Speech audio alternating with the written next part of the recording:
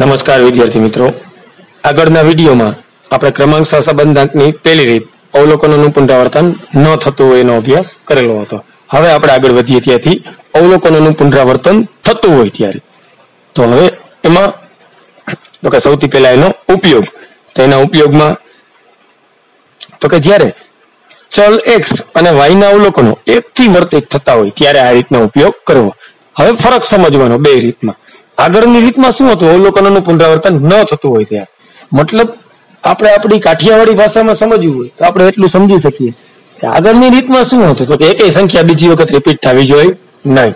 આ રીતમાં શું છે તો કે સંખ્યા રિપીટ થવી જોઈએ, બરાબર. પછી એવું ન હોય કે એક્સ માં એક સંખ્યા રિપીટ થઈ ને વાય માં એક સંખ્યા રિપીટ થઈ તો એ હાલે કે ન હાલે. એક્સ અથવા તો વાય એમાં એક સંખ્યા રિપીટ થતી હોય, માનો કે 22 બે વખત આવે તોય હાલે, 24 બે વખત આવે તોય હાલે, 24 5 વખત આવે તોય હાલે, પછી 26 છે એ 3 વખત આવે તોય હાલે.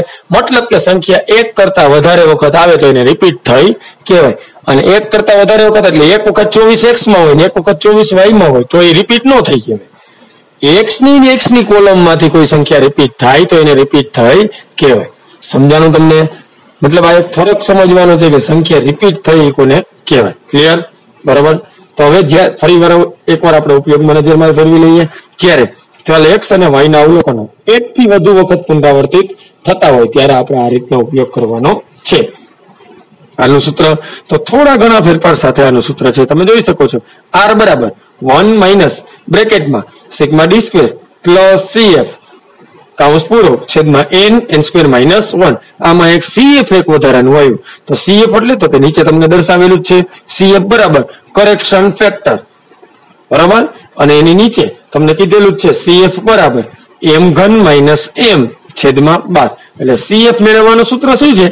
m ઘન માઇનસ m છેદમાં 12. હવે એમાં m ને શું કહેવાય તો કે પુનરાવર્તિત અવલોકનોની સંખ્યા. હવે તમને સમજાવું m એટલે શું છે.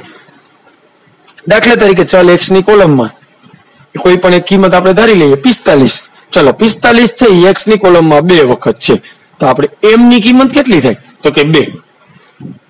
માનો કે 45 છે એ 4 વખત છે તો m બરાબર કેટલા થાય? 4.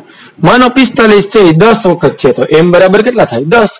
સમજાણું તમને? મતલબ સંખ્યા જેટલી વખત રિપીટ થાય, 3 વખત રિપીટ થતી હોય તો m બરાબર 3, 4 વખત રિપીટ થતી હોય તો m બરાબર 4. આ રીતે આપણે ગણતરી કરવાની થશે. બાકી આમાં નવું કાંઈ છે નહીં. આગળની રીત કરતા પ્રમાણમાં થોડીક ડિફિકલ્ટ રીત છે, પણ આપણે વિડીયોની અંદર જો વ્યવસ્થિત તમે ધ્યાન આપશો એટલે તમને ઇઝીલી આગળના જેમ દાખલા સમજાઈ ગયા એમ આ પણ સમજાઈ જશે. તો આગળના વિડીયોની અંદર આપણે આ રીતના દાખલાનો અભ્યાસ કરીશું.